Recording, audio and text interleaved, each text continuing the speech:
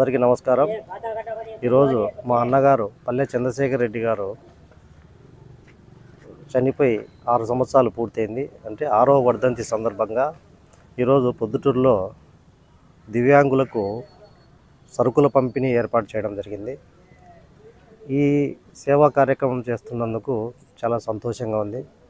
మేము మా కుటుంబ సభ్యులు ఆయన జ్ఞాపకార్థం ప్రతి సంవత్సరం ఇలాంటి సేవా కార్యక్రమాల్లో భాగంగా షాకీర్ ఆధ్వర్యంలో దివ్యాంగులకు ప్రతి సంవత్సరం ఏర్పాటు చేయడం జరుగుతూ ఉంది. ఈ సంవత్సరం ఇదే భాగంగా ఈ సంవత్సరం కూడా నిత్యావసర సరుకులు పంపిణీ చేయడం జరుగుతూ ఉంది.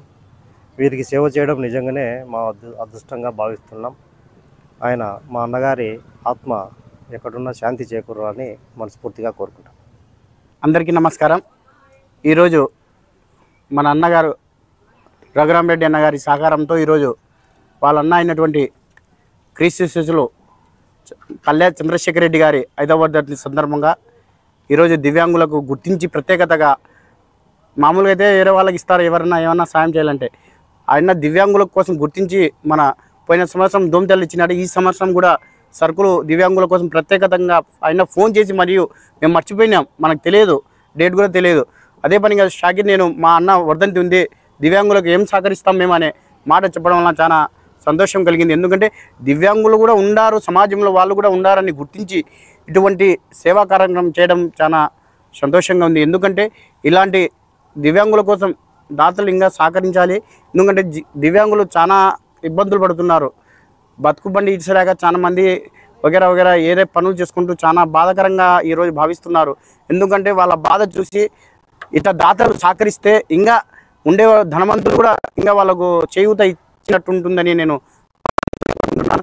ఇటువంటి అన్నగారి సహకారంతో ఇంకా వారి అన్నగారు పల్లె చంద్రశేఖర్ రెడ్డి గారి వాళ్ళకి ఆత్మకు శాంతి కలగాలని దివ్యాంగులందరూ వాళ్ళ కుటుంబానికి మీరు రుణపడి ఉండాలా.